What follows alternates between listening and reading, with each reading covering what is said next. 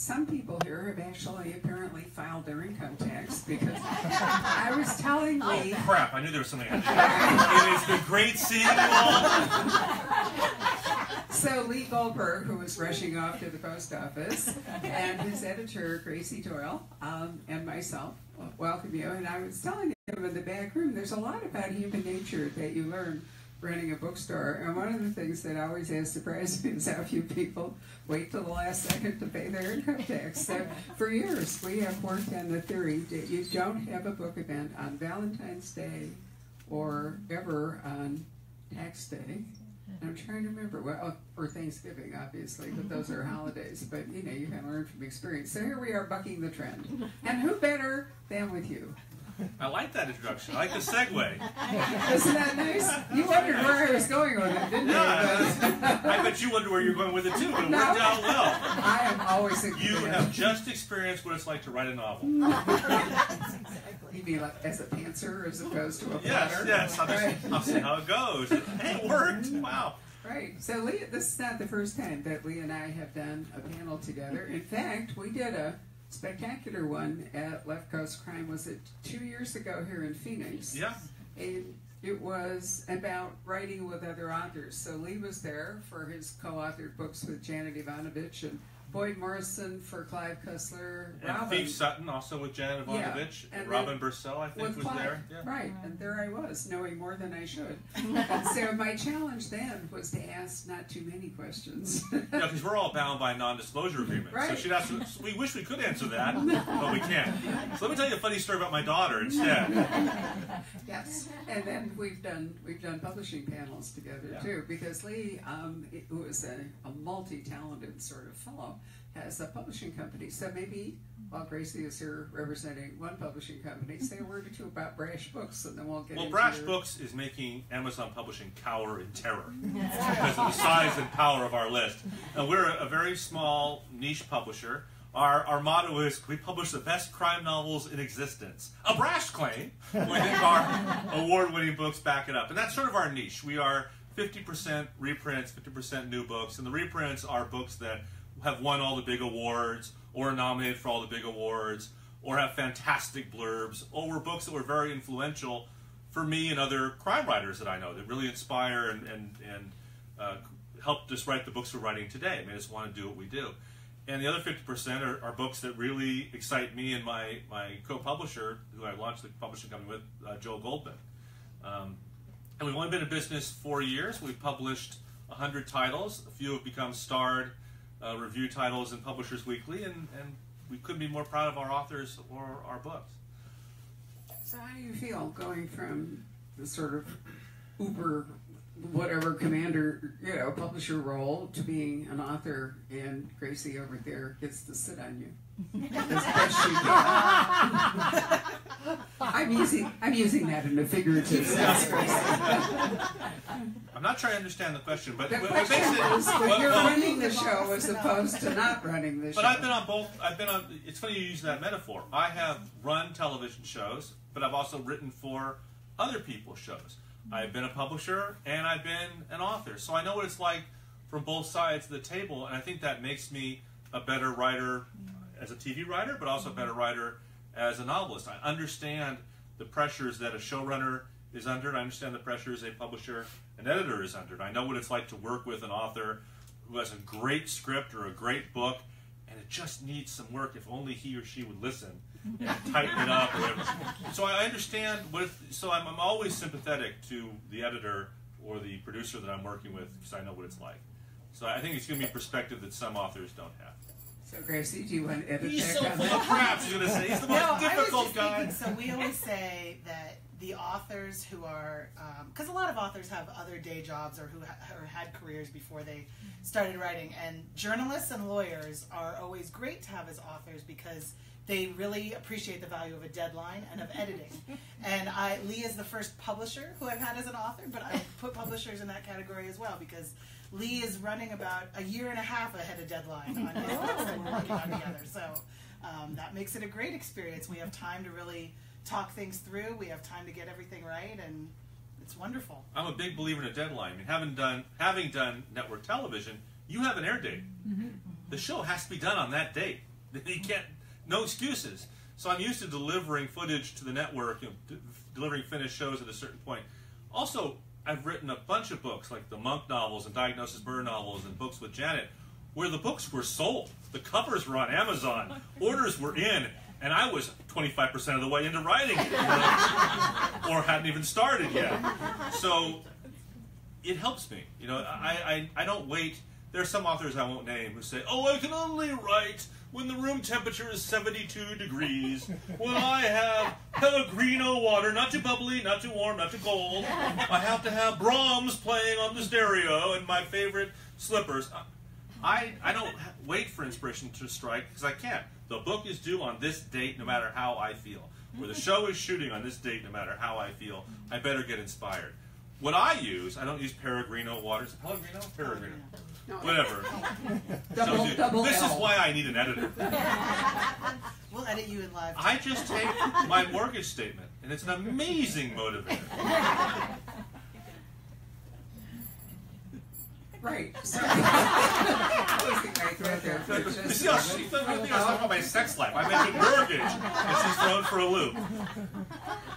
You've also worked in a writer's room, not only if you've co-authored, so why are you driven to write, like, for example, this new book, True Fiction, by yourself?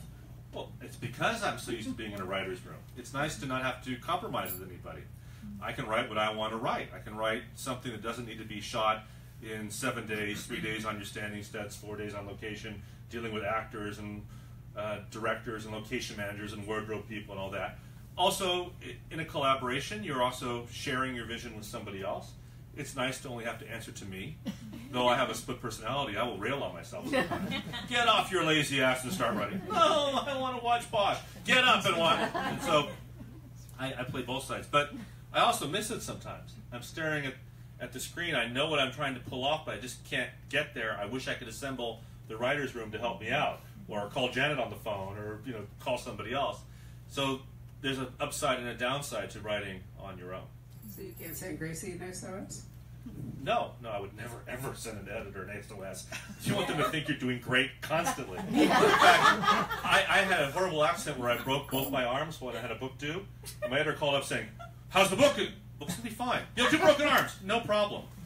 "You're still gonna make the deadline?" "Of course." I had no idea if I was gonna make the deadline. Same with the network. "Are we gonna have to shut down?" "No." "How are you gonna finish the scripts?" "Don't worry about it." So you use voice recognition software? Yes, I did. Yeah, of course should be. You never admit weakness to an editor or a network. They will smell the fear and slit your He throat. was just turning in these perfect books. And it was such an easy process. I didn't know there was so much heartache going on behind it. I am riven with insecurity. Also, I'm Jewish. You should know I'm riven with insecurity. I brought up the writer's room because, in point of fact, it's a good thing to understand when you read true fiction what a writer's room is. So for people who don't, do you want to briefly explain it? Well, when you do a TV series, you have to turn out 22 episodes a season. That's not easy. So you bring together a room full of writer-producers, and you break the stories as a group. And every showrunner works differently, but mostly it's this way. A showrunner will come in and say, "I have this notion for next week's episode," or "I have a notion for an episode." And then the room will start throwing out plot ideas, ways it could go. And you start putting up beats on a whiteboard until a story begins to take shape. And then you fit it into the 4-act structure and the unique requirements and limitations of your series until you have a story. And then one of the writers in the room will be assigned that story and will work on the outline, and all the writers in the room will give feedback, and same thing on the script.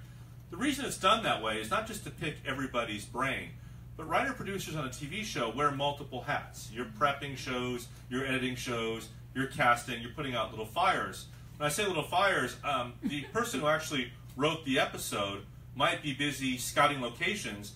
When a budget issue comes in, we have to take all this outdoor stuff and move it into standing sets. Another writer can do it, and without a problem, because they know the story as well as the original writer, because they were in the room for the evolution of that story. So any writer at any point could jump in and do a rewrite or a fix if the need arises.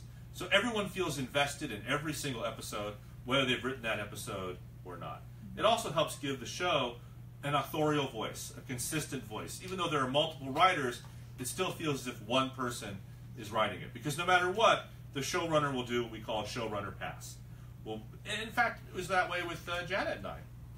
She would always do a pass on the final manuscript that we'd done together, and always lifted it way up, which is the showrunner's job, you know, to bring it into the voice of the show, to make sure it works, to do that last little polish. So I was so awed by this event that I forgot to start it with the running gag that we rehearsed in the back room. So now I'm going to do it. This is Barbara Peters talking mystery in Phoenix.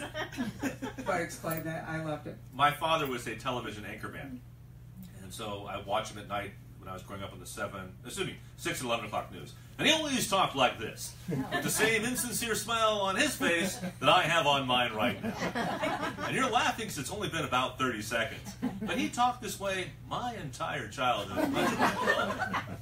And it's not just my dad, but there was a mystery writer, you may know her, Kelly Lang, who was writing mysteries and talked the same way. Oh wait, this is on Facebook. She may be watching. She's a great writer.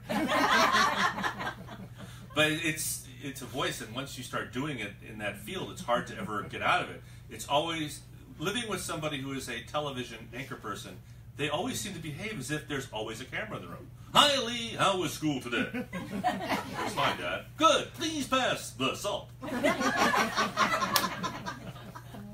didn't do the insincere laugh. That's it. My father, when he laughed, it would be like this. So you never know if you ever found you amusing or not. You know, my daughter was creeped out by it. Like, Grandpa's so weird. Why do you say that, honey? Dad, don't do that. Do what, honey? Dad, you're creeping me out. Like, Grandpa? So from time to time, I'm expecting Lee and Gracie to break in and say. But joking aside, it helped me a lot when I was a kid. One of the ways I learned about writing was I covered the entertainment industry for newspapers in Northern California. I did a lot of phone interviews with authors and producers I admired. And I would call them up. Hi, this is Lee Goldberg from the Contra Costa Times. They didn't know I was 16 years old because I had that voice, you know. So I did a ton of phone interviews like Stephen Bochco and Aaron Spelling and all these authors I admired, Gregor MacDonald, and it was great. And I learned so much from those interviews. And I made a mistake when I came down to UCLA. I was still putting myself through school by doing these articles, and I called up Stephen J. Cannell. I don't know if you guys know who he is. He did the Rockford Files and He was here the A-Team. Right up until he died, actually. So he always would do interviews with me. So I don't know how I screwed up and mentioned I was in town. He said, "Oh, why don't you come to my office? I'd love to finally meet you." And I went, "Oh shit!" I wasn't excited. I was scared because now he's going to see I was a pimply-faced 18-year-old. He's going to think he was being conned. That all I wanted was a script or something.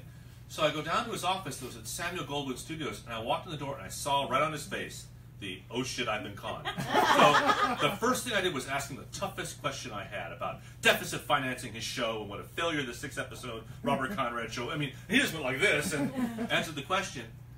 Years later, when he and I had become good friends, I'd worked for him a lot. He was working for me as an actor, and we were doing book tours and stuff together. You know, I became very close. I asked him about that meeting. He said, "Oh, you got it exactly right.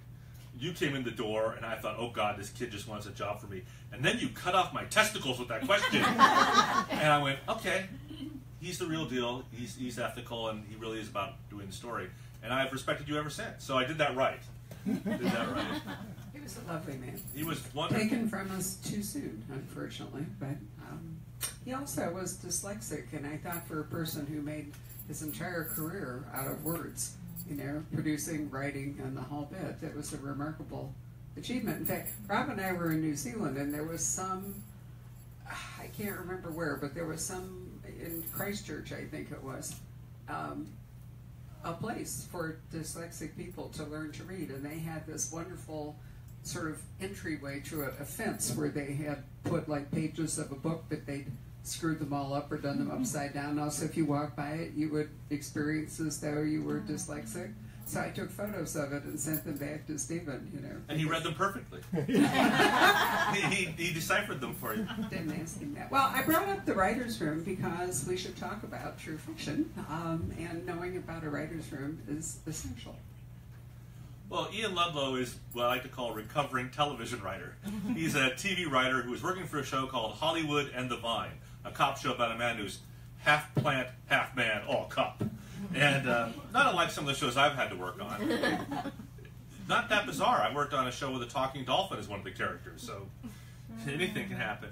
And he writes these thrillers. And this is true. A lot of authors have been asked by Homeland Security and the CIA to consult on terrorism scenarios because bureaucrats are not known for being imaginative. And authors come in, and screenwriters and graphic artists who have a vivid imagination and are able to get these bureaucrats to think in ways they hadn't thought about before, and then adapt their terrorism prevention scenarios accordingly. This has been going on since World War I. It's not new. But I know authors like Lee Child and Brad Meltzer who've done this, so I thought, wouldn't it be funny if a guy like me, who's writing Jack Reacher-type novels, is called in to come up with terrorism scenarios. It's a fun gig. 5 years later, I'm on a book tour, and one of those scenarios comes true. I might call the other authors who were in the room with me and let them know, hey, one of my scenarios came true. What if I called them and they were all dead? Then I would realize, oh my God, it's the CIA that's pulled this off. And then it got me thinking about, well, Lee Child's a good example. I think Lee's probably been here a couple times, hasn't he? Nice guy. You know, looks like Roger Moore. Sweet. He's nothing like Reacher, but he writes this Reacher stuff. I thought it'd be funny if a guy who writes this Reacher stuff is put in a situation that Reacher would be put in, and what do you do? And it's kind of interesting because Lee's not Jack Reacher, but actually he is. Every thought, every action that Jack Reacher's ever had came from Lee. So I thought it'd be fun to put an author who has no special skills, who's built like me, in one of these situations and compare and contrast reality versus fiction. Also, in fiction, it's ridiculous. You have guys who get in fights and are knocked unconscious. They wake up after being unconscious for 3 hours, and they make love to the beautiful woman, or they have a horrible fight. They have a concussion. They probably lost control of their bladder and bowels. They're seeing triple. They're in no position to make love to anybody, much less walk across a room. So I wanted to play with some of that. So also in my book, there are excerpts from Ian's Straker novels, my version of Reacher, compared to his own life. So you have this incredible sex scene that Straker's having. Then you have my hero who's stuck in a motel room with a lesbian watching Star Trek movies, eating Kentucky Fried Chicken, and wondering, why isn't my life more like Straker? Excellent. Irony is one of your strong points. Absolutely. So, Gracie, how did you feel when you got this proposal, or did you get it as a finished novel? I got a full manuscript from Lee. It was last summer, and I was about to go on vacation, and I thought, oh, you know, I've always wanted to. I had worked with Lee a little bit as his publicist. I was a publicist before I became an editor, and so Lee and I knew each other, but I'd never gotten to work directly with him on editing a book. And I thought, oh, well, I'll take a look at this. It sounds kind of fun. And I took it on my vacation, and I started reading it, and I just couldn't put it down. And what I loved was, you know, I'm the editorial director for Mystery and Thriller imprint. We publish a lot of thrillers, a lot of, you know, the kinds of thrillers that you are somewhat gently satirizing in this book. We publish a lot of them. They're very popular. But to have something that came along where, I mean, Ian essentially has to become his own hero in this book. And he is. He's just an ordinary guy. And that was so appealing to me and so fun that I thought immediately, we have to publish this book. You know what's funny is she publishes a guy who is the guy he writes about. There's this author, Barry Eisler, who writes the John Rain assassin books. And he and I were, we met at a lunch actually here in Phoenix, I think it was, Toronto. But anyway, we met at a lunch that Amazon did. And you know, he's ex-CIA. And I told the story about how I broke both of my arms. I had a horrible accident. I tripped over the handicap ramp at McDonald's, getting my daughter a Happy Meal, and broke both of my arms and cracked open my head. And Barry, I'm going to use the Hinkerman voice because I can't do Barry's voice. Barry says to me, I know how you feel, Lee. I was once in Tokyo, walking through a shopping center that hadn't been completed yet. And I was walking across the second floor and didn't realize there was an open hole. And I fell 3 stories onto solid concrete. But because I was trained by the CIA, in midair I executed the Koko Shinomiya move and landed in the praying mantis formation and was able to absorb the impact over my entire perfect body. As a result, when I got up and checked my reflection in the mirror, I was fine. The next day, though, I had a full body bruise. I just looked at him. You're the only person I know who, after following 3 stories, would check himself in the mirror. I would be asking for an ambulance, no matter how I felt. But in the combination, the contrast of me tripping over the handicap at McDonald's, breaking my entire body, and Barry Eisler falling 3 stories on the solid concrete, speaking fluent Japanese all the way down, I would be going, ah! He'd be going, in Japanese, and being just fine. Also sort of inspired the book. Sorry, Barry. Wouldn't it be interesting for John Rain and Ian Ludlow to meet? Yeah, there you go. Have to solve a crime together? Actually, it's a perfectly believable scenario. That varies, so I'm not even surprised. And I'm not saying this behind Barry's back. I've told this story with him sitting right next to me. And he was laughing with, yeah, it's true. So one of the things that I really liked about true fiction is that it's 237 pages long, meaning you start it and you can just rock it right through to the end. There's no sag in the middle. It's not spare like a screenplay, but it's not bloated like some books that we can mention. I'm a firm believer in very lean, tight writing. Right. It comes from my years in television where every word has to count. If each line of dialogue doesn't reveal character, move the story forward, it goes. Same for every scene, and you only have 44 minutes. You can't screw around. And I thought I was a pretty lean writer, as I was, until I started working with Janet. And Janet, the 5 books I did with Janet, she taught me how to take my screenwriter's instincts and perfectly synthesize them into writing a novel.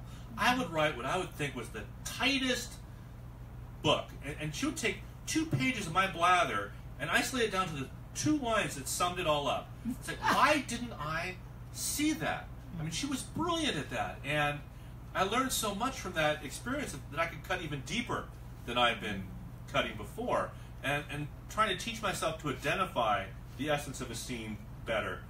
And I really credit Janet in many ways with helping me, after all these years I've been writing, find the perfect balance in my writing and find my true voice. And in many ways, True Fiction is the first book I've written, what is the first book I've written since writing with Janet. But I've learned, the lessons I learned writing with her are going to stay with me the rest of my writing career, not just in my books, but also in the screenplays. Even though Janet, as far as I know, hasn't written a screenplay, she is a screenwriter at heart. She's very visual, dialogue-driven, and very, very tight plotter. Gracie, as an editor, do you find that you spend more time cutting than encouraging people to add? You know, I would say it's about even. I mean, there's certainly, I also have a philosophy about the perfect length for a thriller.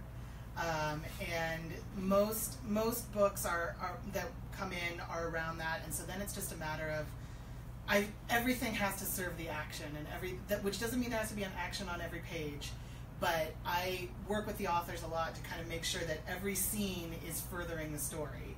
And some books need more of that than others. However, there's a lot of times where, and Lee didn't have this problem, but there's a lot of times where I think, well, you know, this plot line needs to be filled out more. We need to know more about this character.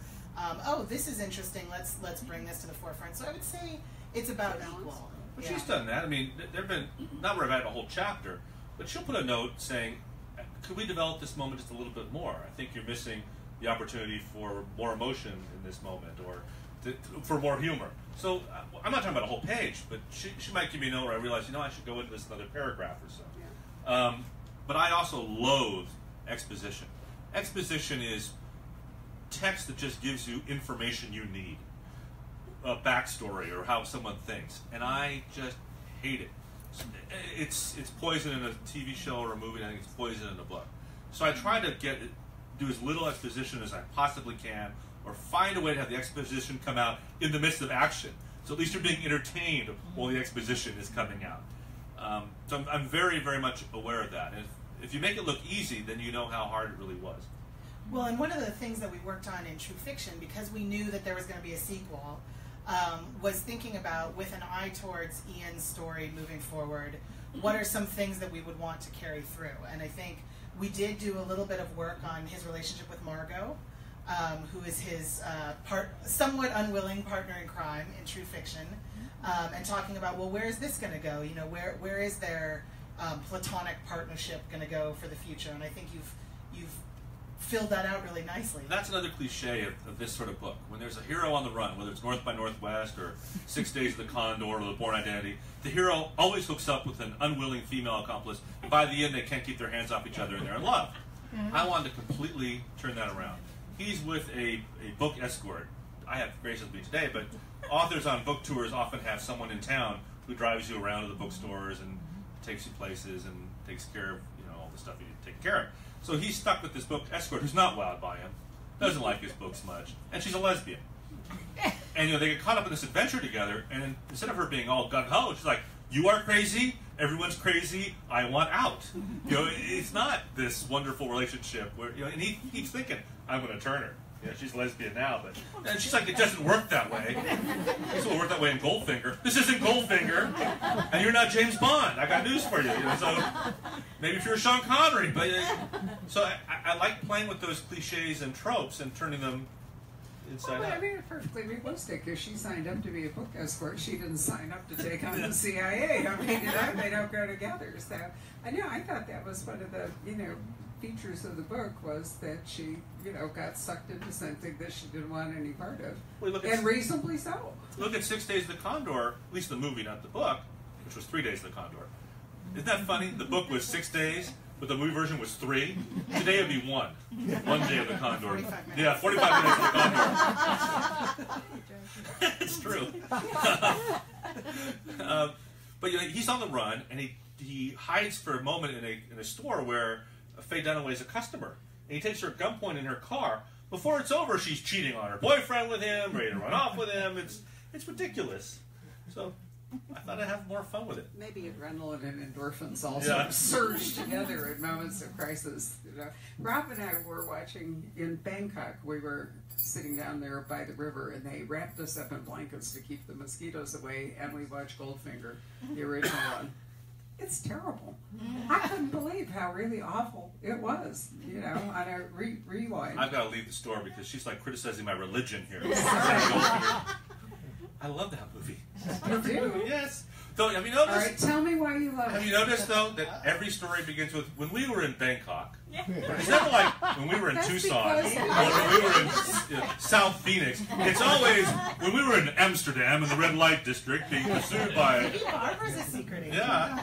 It's because we lead such a structured life here in Phoenix. The only time we get to go and do anything exciting. When we were in Iceland in a... Right.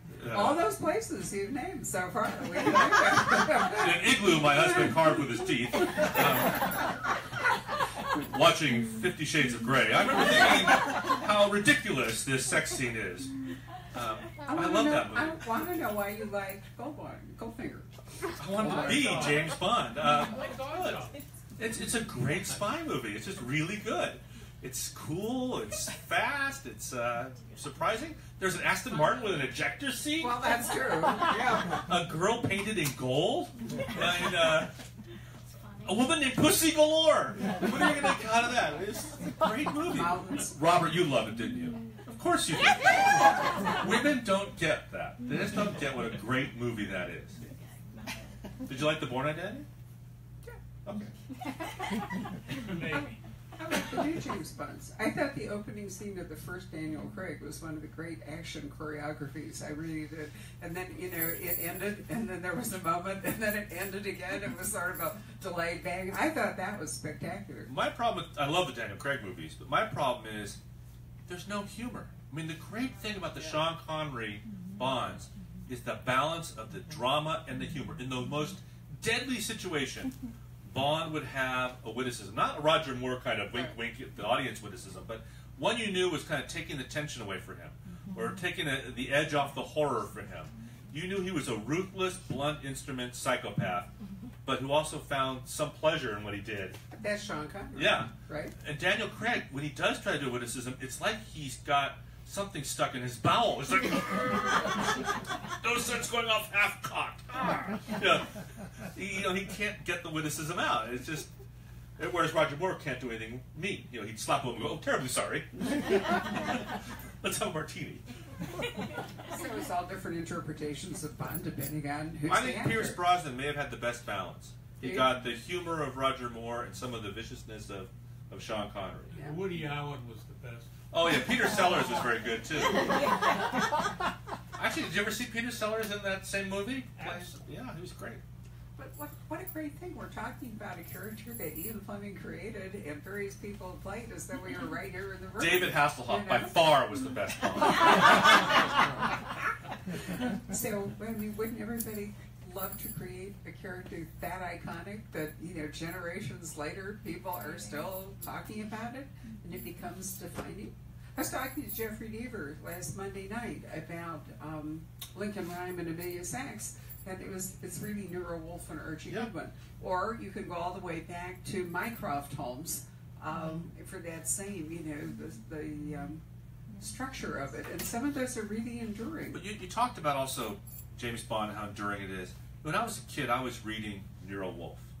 And I was watching Mannix on TV. And I've been fortunate enough in my life to actually be able to write Nero Wolfe and Mannix. If you told me when I was a kid I'd never get to do that, I wouldn't have believed it. But when I was the executive producer of Diagnosis Murder, I brought Mike Connors back as Mannix for an episode. And I got to write a Mannix script. I couldn't believe it. I was there with Mike Connors. And then I got to write 5 or 6 Nero Wolfes, which is great too, to be able to write Nero Wolfe dialogue and Archie dialogue. And that's been one of the great joys of my career, to be able to have so many of those kind of dreams of my childhood come true for me. Living the dream. Well, in a way, this book is full circle. Yeah. The first book I ever had published was 357 Vigilante by Ian Ludlow. I was Ian Ludlow. Robert Ludlum was the biggest writer on the planet at the time. I wanted to be on the shelf next to him because that's where everyone was going anyway. And Ian for Ian Fleming, so people would go, Ian Ludlow. I think I read something by him. It wasn't bad. Plus, I figured they'd be going to the shelf for Ludlum, and all his covers had a hammer and a sickle, and Dora columns, and some guy with a briefcase. I had Hooters. I had explosions. I had, you know, action and adventure. So I thought I would grab some people by the throat, and it worked out for me. So, kind of coming full circle, I have this character named Ian Ludlow. I was Ian Ludlow. This character has a broken arm at the beginning of the book. I did a book tour with a broken arm, and he has the same perfect body that I do. So, in a way, I was kind of working. And I've worked for some bizarre TV shows, and so has he. So, in some ways, this was wish fulfillment, and also me being me in this book. A lot of fun. Yeah. Right.